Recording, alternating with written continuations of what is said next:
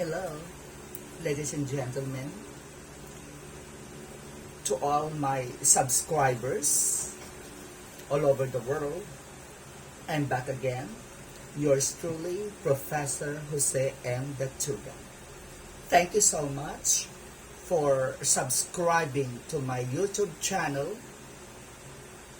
for my lecture on English language teaching for all English language teachers nationwide. Thank you so much. Now, last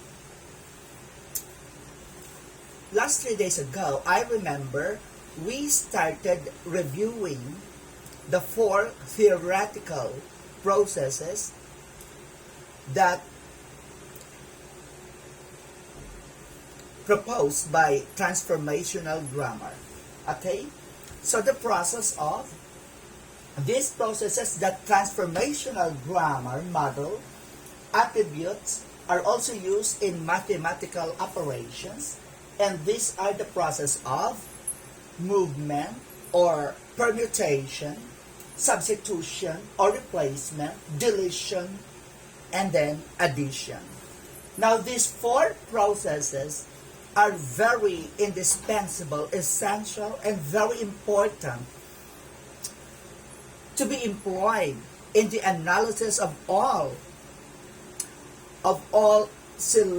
frequently selected grammatical items in the ESL classroom discourse.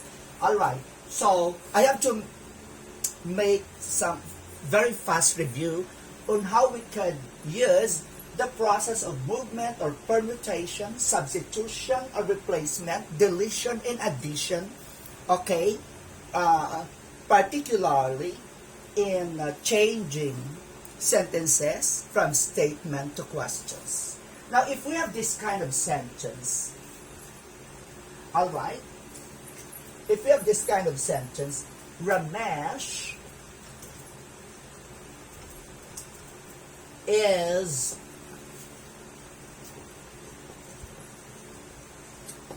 writing, okay,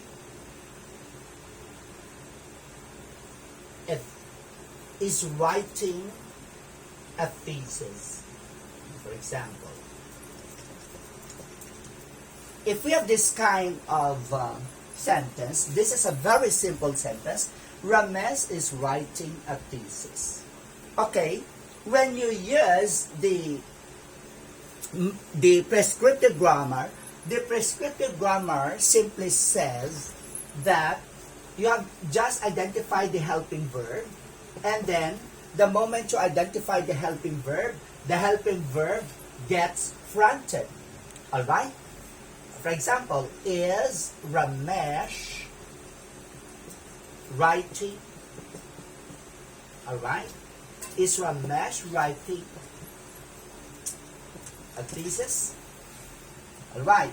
Now, for transformational grammar, okay, if we have this kind of a sentence, all we have to do is identify the auxiliary, and then the auxiliary gets fronted, because there is always an helping verb or auxiliary verb inversion.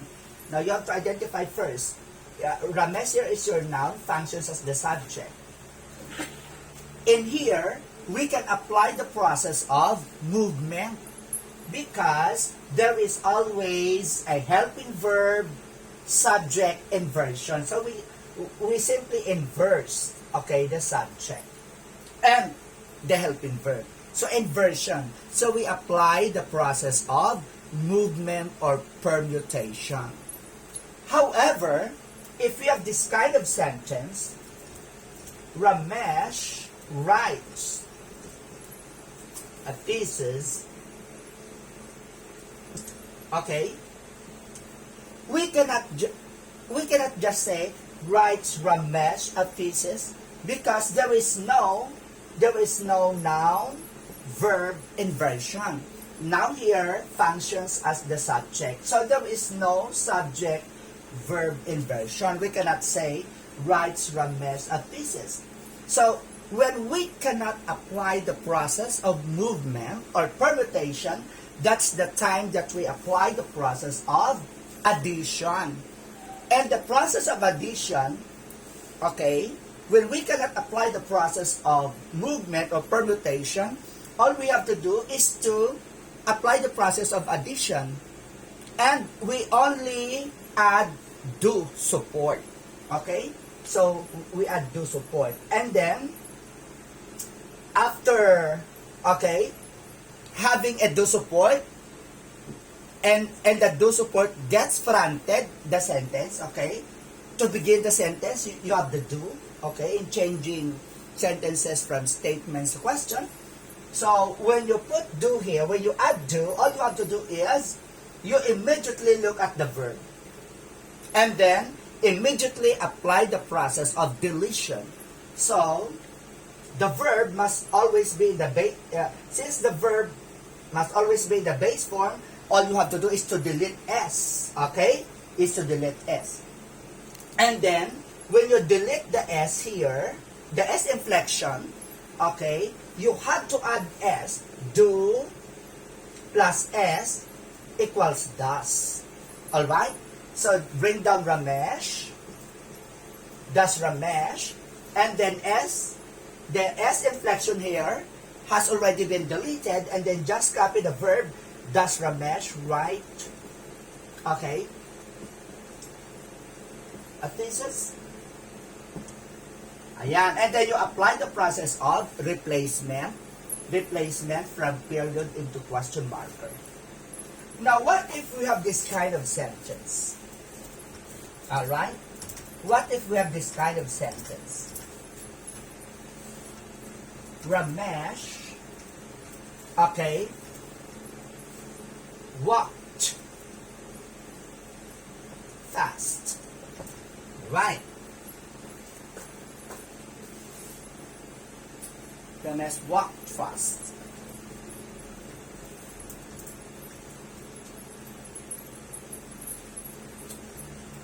Walked fast. Okay, so you have your past tense. So how would you change that sentence from statement to question? So all you have to do again is to identify the parts of speech. So your Ramesh is your N, and then walk here, past tense, verb, and then your adverb. Alright? And then your noun here functions as the subject, and then look at the verb. All you have to do, when you if you have this kind of sentence, and try to change this again from statement to question, all we have to do is to add do. And then look at the verb immediately. Okay? Is there something to delete? What? So we have to delete ed. We have to apply the process of deletion. And then ed, and then do plus ed. Okay, do plus ed equals did. So your do here is now the tense carrier. Since the do is the tense carrier, okay, you have to change the form of the do. It becomes did because of ed. Okay? Do plus ed equals did. So all we have to do is to bring down Ramesh. Did Ramesh, okay, walk. Okay? The ed here has already been deleted. Walk fast, and then apply the process of replacement from period to question marker. So now you have, did Ramesh walk fast? Okay. Now what if you have this kind of sentence? I walk. Okay. We say, I walk fast. Okay. Simple present. I walk fast. Okay. How would we change that again from statement to question? All we have to do is to add do, because there is no subject-verb inversion. So, look at the verb. Is there something to delete? Nothing, because the verb is already a base form. Okay, so, do I walk fast? Okay, the do remains as do, because we use the base form of the verb, because the subject is I. Alright. Now, what if we have this kind of sentence? Some students, alright, some students have been, okay, have been reviewing their lessons. Alright? Some students have been reviewing their lessons. If we have this kind of sentence, can we apply the process of addition? No, we cannot apply the process of addition because we have three auxiliaries here. We have and then been. So there are two helping verbs or two auxiliaries. Now the first auxiliary simply gets fronted. So all you have to do is move the first auxiliary. Okay? So you have some students, okay, been reviewing, okay, their lessons. And then replace the period, replace the punctuation from period to question marker. Okay? Have some students been reviewing their lessons? So if we will answer that one in a third question, you would say, haven't they? Haven't they? Because we apply again the process of deletion.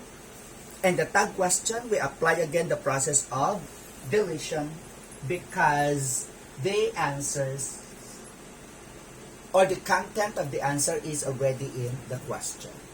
Alright. Now, what about in passivizing sentences? In passivizing sentences, how would we, apply the four processes? How could we apply the process of movement or permutation, substitution or replacement, deletion, and addition? How should we apply that one in passivizing sentences? In the passivization, it means changing sentences from active to passive. Okay, let us say, what if we have this kind of sentence? Okay? Some teachers, okay, some teachers were preparing. Some teachers were preparing, okay, learning modules. Alright. Some teachers were preparing learning modules. Right. In passivizing sentences, all we have to do is to simply identify first the parts of speech. So we have some here is your that, okay. Your some would be your, some here is your determiner. And then the word teachers is your noun, PL, plural. And then were is your first helping verb. And then preparing is your main verb. Okay, learning here is a word used as an adjective. And then module here is your noun, PL, plural. Okay, so all you have to do is to add that plus N equals NP, that is your noun phrase, that functions as the whole subject. Okay? And then, you would say, helping verb plus main verb, okay, equals verb phrase. Alright. And then adjective plus N plural equals NP, noun phrase. Okay. So you have determiner, noun, verb, adjective, noun. Okay. Now your main verb here required a noun which is module. If the verb requires a noun, the verb functions transitively. And if there is a noun right after the transitive verb, if there is only one noun, that functions as your direct object. So the grammatical pattern would be STVDO pattern. Alright? Now, identifying the parts of speech and then identifying the functions of its parts of speech will be easy for you to pacify sentences. Alright. Now, how would you pacify sentences? Now, you have, number one, you have to apply the process of movement or permutation. So, what do we move? The direct object becomes the subject. So, that is, we move here. Okay? So, your answer would be learning modules. And the active sentence, your learning module, is your direct object. Okay? Is your direct object. Now, it becomes now the subject in the passive structure. Okay? So, we apply the process of movement. Alright. So, this is now your subject. And then, bring down were. The first auxiliary, bring down were. Okay? Learning modules were. Now, look at the verb. Were preparing. The verb in the verb. Okay, the verb phrase in the active voice is were preparing. Now, all you have to do is to apply the process of number 3, deletion. What do we have to delete there? We have to delete the ing. Because the verb is were preparing, so you have to delete the ing. Okay? And then transfer the ing to the passive structure. Okay, the question is, where can we attach the ing? Can we attach the ing to the were helping verb? Of course we cannot. We cannot say wearing. So all you have to do is to apply the process again of addition. So you have to add be where you can attach the ing. Okay, so we have to apply the process of addition. So we added be so that the deleted ing inflection can be attached to the be. So the ing will be deleted and attached to be, it becomes being. So learning modules were being. And then what will happen to your verb? Your verb will always be replaced by a past participle. So what is the past participle of were preparing? So the past participle is were prepared. Okay, so were being prepared. Now your student might be asking you, sir, where did you get being? Because in the original sentence, there is no being. Were preparing. You only add be so that when you delete the ing, can be the ing inflection of the verb can be attached to be. It becomes being.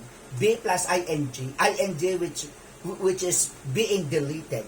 Okay? Because your original sentence in the active voice, some teachers were preparing learning modules. So, when you passivize it, learning modules were being prepared. So, what theoretical processes we have we applied? So, we have applied the process of movement and the process of addition and deletion. Deletion and addition. Okay, so learning modules were being prepared, okay, by some teachers. Okay, so that is now your passivized structure. Your word being prepared is now your passivized verb phrase from were preparing. Okay, another example. So, just stick to the 4 processes. What are these 4 processes? Number 1, movement or permutation, and then substitution or permutation. Number 3, deletion, and then the process of addition. So yun lang yun. Just stick to the 4 theoretical processes in passivizing sentences from active to passive structure. Alright, so I'll give you another. Now, what if you have this kind of sentence? Let's say,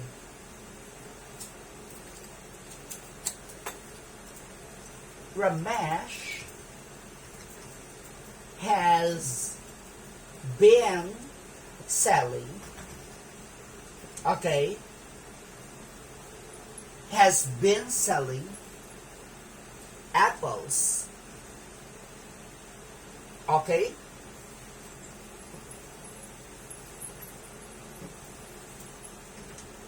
Let's say Fuji apples,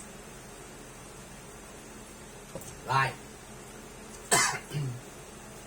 Ramesh has been selling Fuji apples. Now all we have to do is to again identify the parts of speech. Okay, so Ramesh here is your noun. Apples here is your noun, PL, plural. And then the word Fuji here is your adjective because it is modifying the word apple. And then the first auxiliary is your has. First auxiliary or helping verb is your has. And then another helping verb is your been. And then this is your verb in ing inflection. Okay, V-I-N-G. Alright. Okay, the first noun here functions as the subject. And then your verb here is your sell. Since has been selling required a noun, it functions transitively. And if there is only one noun after transitive verb, it functions as a direct object, so you have your SVDO pattern. Okay? So what is the pedagogical implication? Why there is a need always for us to identify the parts of speech so that we can identify the functional pattern. And once you identify the functional pattern, it would be easy for you to pacify sentences from active to passive. Okay, so in here, you have to immediately apply the process of movement. You move immediately the direct object. The direct object automatically becomes the subject in the pacify structure. So you will have Fuji apples. Ayan, so you have Fuji apples. Now look at the verb immediately. And look at the noun. Apples. Is it singular, plural? Apples is a plural noun.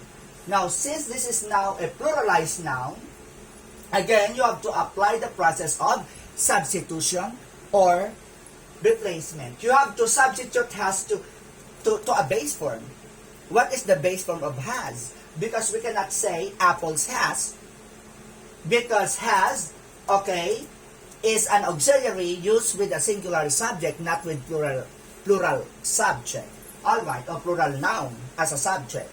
Okay, so has will be replaced by have. Okay, because the noun here, okay, the word apple here, which is plural, is already your subject in the pacify structure. So you would say, Fuji apples have, instead of saying Fuji apples has. Now, we only use has here because Ramesh is singular. Now, since word apples are plural, then we use have. And then, we bring down been. Okay, so, Fuji apples have been. And then look at the verb, selling. Again, we have to delete the ing. Okay, so we have to apply the process of deletion again. So, you delete ing and attach that to somewhere else. Can we attach the ing inflection of the verb into been? Can we say have been, beening?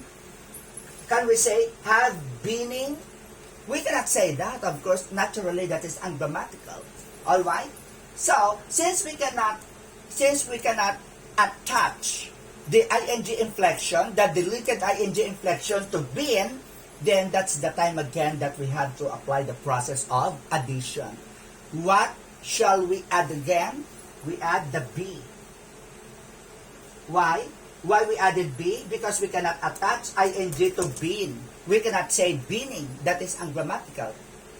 Okay? So we attach ing to be. Be plus ing equals being. So you would say have been being. And then, what is left? You have to again apply the process of replacement. So you have to replace sell into a past participle. What is the past participle of the verb sell? So you will have sold. Ayan. So Fuji apples have been being sold, and then apply the process again of addition. So we add an appropriate preposition, and then bring down Ramesh, apply the process of movement. You move Ramesh at the end of the sentence as the object of the preposition by, because your by is your prep, Ramesh is your noun, prep plus n equals preppy. Okay, preppy, prepositional phrase, and then being sold is your passivized structure, is your passivized verb phrase. Okay? Do you have any question? So clear. Now, most of the teachers, okay, most of the teachers experience difficulty in teaching subject-verb agreement or in teaching subject-verb concordance. Okay, so we have to tackle that. Okay, the subject-verb concordance. Concordance means agreement. Okay? In short, subject-verb agreement. Most Filipino teachers or most ESL teachers teach subject-verb agreement for 2 weeks, for 3 weeks, or even 1 month. But still, most students remain confused. That is the question.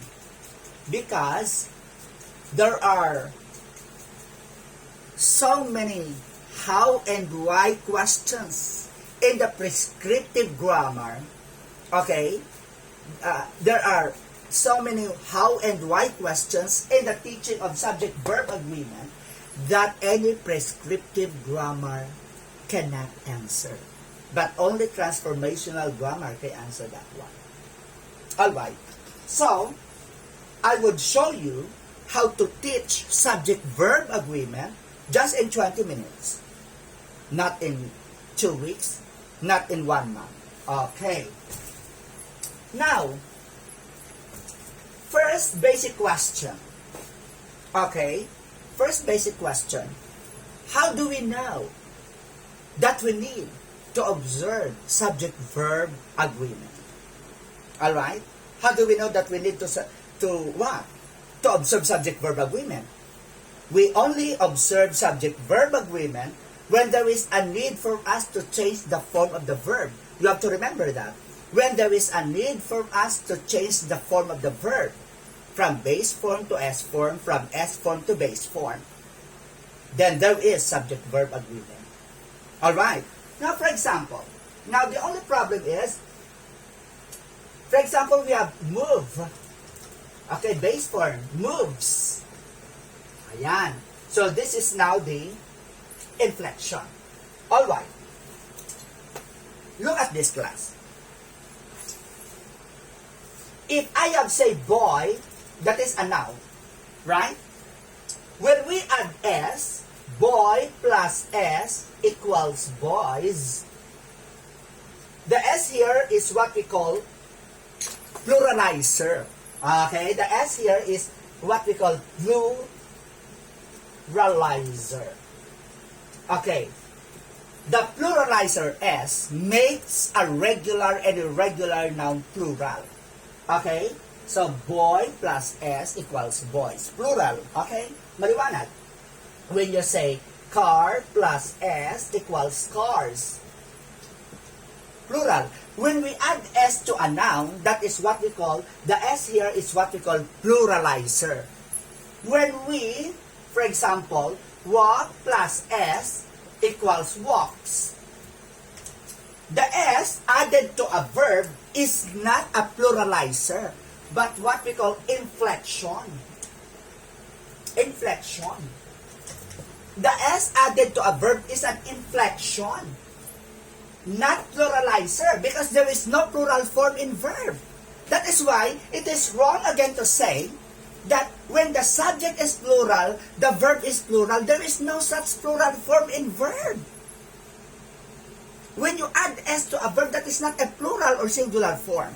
there are 4 inflections in verb. We have S inflection, for example, S inflection, ano yon? What do we mean by inflection? A change in the form of a verb. A change in the form of a verb. A change in the face of the verb. Yun ang inflection. Okay? When you add S to a verb that is S inflection, from walk plus S equals walks. That is S inflection. And then walk plus ing, and then that is walking. That is ing inflection. And then walk plus ed equals walked.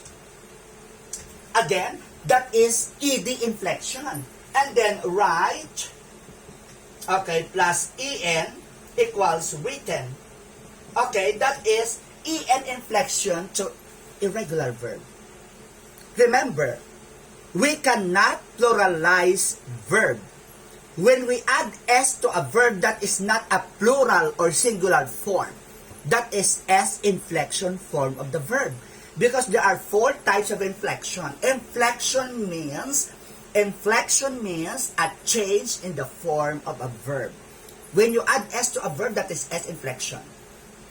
And then, we have S inflection, walk, walks. ing inflection, walk, walking.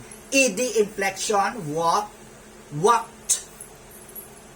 en for irregular, like, write, written.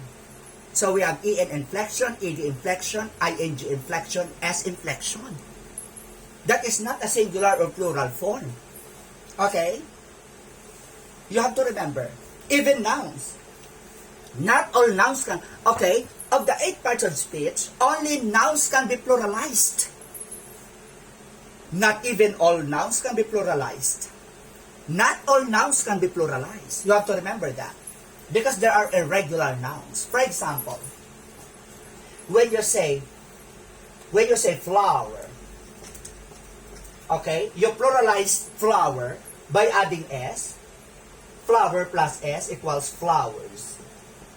Okay? So the S here is your pluralizer, S. But when you say man, you cannot say mans.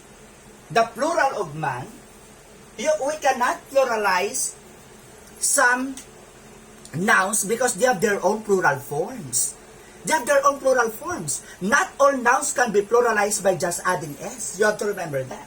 Now, for example, the word man. Okay, so the plural of man is men. So what happened in here? Because man is irregular, the word man has its own plural form, that is man, and then the plural is men. So what happened? That is internal change. We change, okay, that is internal change. A becomes e. Ayan, internal change. Okay? So, internal change. So, irregular nouns cannot be pluralized because they have their own plural form. Like man has an internal change. A has been changed to E. Alright? Another example. Let's say the plural of like life. Plural is lives. Am I right? So, what happened? This is not a morphological change. The spelling has changed. The morphological change in here, internal change. Alright? Okay. Now, as I said, when we add S to a noun, the S here is a pluralizer. Another example is say car, okay, plus S equals cars. The S here is a pluralizer, S. Okay, but when we add S to a verb, for example, okay, like run plus S equals runs. The S here is what we call inflection. Okay? Inflection. Inflection means a change in the form of a verb. So there are 4 types of verb inflection. So we have S inflection, walk, walks. We have ED inflection, walk, walked. We have ING inflection, we have walk, walking.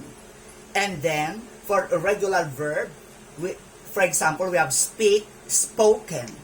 Alright? So, EN inflection. And then the internal change from speak to spoke. Okay? Spoken. Alright. Now, the only problem in the subject-verb agreement is for the learners to observe. Okay? Now, the question in here, when do we use the base form of the verb to observe the morphological rules or subject-verb agreement? Okay, so there are only 2 forms of a verb to be observed. Like move, this is the base form. Okay, your move is your base. Okay, this is the base form of the verb. And then, the S inflection is moves. Alright? So, the S here is inflection, S inflection. Okay. That is not singular or plural. So, it is wrong to say when the subject is plural, the verb is plural. When the subject is singular, the verb must also be singular. It is wrong to say that. Alright? Because there is no plural form in verbs. Except in the auxiliaries is are, were, was, were. But in the action word, there is no such plural or singular form in verbs. Because when you say, John walks, they walk, there is no such plural form. Because when we say plural form in English, we mean more than one. When you say he walks, they walk, there is only one action, so there is no such plural action. Okay, in verb. Alright. Now, so the problem among students on how to use the base form and the S inflection form of the verb to observe the subject-verb agreement. Okay, so how do we use? Okay. To summarize the subject-verb agreement, you would say, use base form, you have to remember that. Use based on the verb when the following subjects are in the first person singular I, second person, personal pronoun, plural singular you. Okay, you can be singular, can be plural. Okay? I, you, and then we, first person plural we, first person singular I, second person plural or singular you, and third person plural they, and any plural nouns. Okay, you have to remember that. And any plural nouns like what? Like boys, cars, alright? Cars. Okay. What else? Cars. Let's say things. Okay. And any plural noun. That is how you generalize it. And any plural nouns. Okay. Like boys, cars, things. And then, from I, you have move, base form, fast. Ayan. That is how you use the subject-verb agreement. Okay? So, you would say, I move fast, you move fast, we move fast, they move fast, boys move fast, cars move fast, things move fast. Okay? So that is the generalization. Okay. Now what about the S inflection? we use the S inflection when the following subjects used in the sentence are he, third person he, she, it, and any singular noun. And any singular noun like boy without S, okay, car without S, thing without S, and then moves with S. Okay, look at this. Fast. So, the sentence will be, he moves fast, she moves fast, it moves fast, boy moves fast, car moves fast, thing moves fast. That is now the summary of the subject-verb agreement. Okay, you have to take note of this, we only have to observe the subject-verb agreement when the verb is on the present tense. How do we know that we have successfully observed the subject-verb agreement in here? When there is a need for us to change the form of the verb from base form to S form, or from S form to base form. Okay? Now, what if we have to make it past tense? Okay, what if the verb is past tense, like moved with ed? Okay, moved with ed, past tense. And then here, moved with ed, past tense. Then there is no need to observe subject-verb agreement, because whatever subject you are using, the verb is static, not changing. Okay, this is, I moved, he moved, you moved, she moved, boys moved, boy moved. When the verb is past tense, there is no need to observe subject-verb agreement, because whatever subjects you are using, the form of the verb is not changing. We only observe subject-verb agreement when there is a need for us to change the form of the verb from base form to S form, or from S form to base form, depending on what subject you are using in your sentence. So there is no need to observe subject-verb agreement when the verb, okay, when the action verb is past tense. Because whatever subjects you are using, the form of the verb is static, not changing. What if, for example, we'll change the form of the verb, for example. The moment we use model, ano ba yung mga models, sir? Marami yun. For example, can, okay, could, will, would. Those are modals. Okay? Those should, okay, should, shall. Alright, look at that. When we use modal, the verb to be used is base form. Whatever subject you are using. Another, put modals here like can, could, will, would, okay, must, for example, should, okay, and then put verb, move, okay, so we'd say, he can move, she could move, it could move, I can move, you can move, we could move. The form of the verb is not changing, static, so there is no need of subject-verb agreement. Diba? When you use modals with a verb, whatever subject you are using in the sentence, no need to observe subject-verb agreement, because the form of the verb is static, not changing. You can say, he can move, I can move, they can move, we shall move, we shall move, she could move, I could move, they could move, we could move. So the form of the verb is not changing, therefore there is no need to apply the subject-verb agreement. Alright? So, you only apply the subject-verb agreement when there is a need for you to change to change the form of the verb depending on the subject, depending on what subject you are using in the sentence. Di ba napakadali? Ganun lang. Pinapahirapan yung estudyante niyo. Okay? So that's it.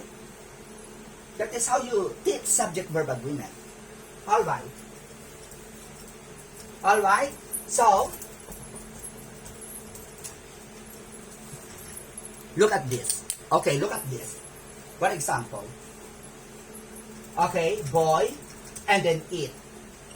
Okay, boy, and then eat. Fast. Look at that. When you don't see, okay, sentence number 1, sentence number 2, they are both grammatically incorrect. Okay? When you add S to a noun, there is no need to add S to a verb. Okay? When you add S to a verb, there is no need to add S to a noun. And the S you added to a noun is pluralizer. Okay? Pluralizer. And the S added to a verb is inflection. Ang tawag dyan. So review. Inflection is a change in the form of the verb. So when you say, boys eat fast. Boys is plural. More than one. When you say, boy eats fast. Okay? So you cannot say, when the boy is a noun, use functions as the subject. Okay? You cannot say, when the verb is plural, the verb is also plural. No. When the subject is plural, the verb must be in the base form. When the noun functions as the subject is singular, the verb is inflected with S. So we use S inflection with the singular noun functions as the subject. We use the base form of the verb when the noun that functions as the subject is plural. Okay? So that is how you use it. Okay. For now, I have to say goodbye. See you next meeting. Next meeting, I will be lecturing on the different types of grammatical models. Okay? So as a sort of review, what are these? Okay? What are these grammatical models? Like the 8-parent speech, we have different.